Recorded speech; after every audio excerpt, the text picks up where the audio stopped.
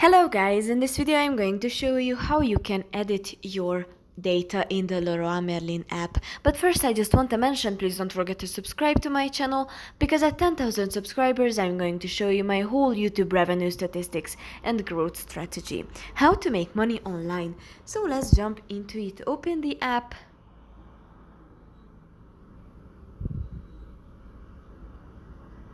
Of course.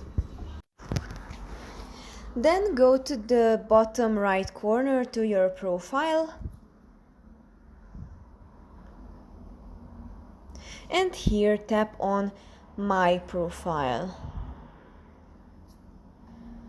And if you scroll down a little, here you will have your data, and tap on this green button, Edit Data, and here you can change your name, can change your favorite shop, your phone number, and your address. And you have to tap on this, that I'm not a robot,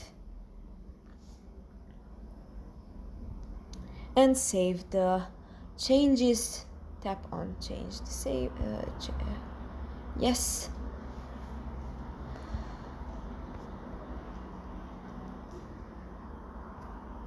So that's pretty much for this video. I hope it was helpful for you. If it was, please consider subscribing, and see you in the next one.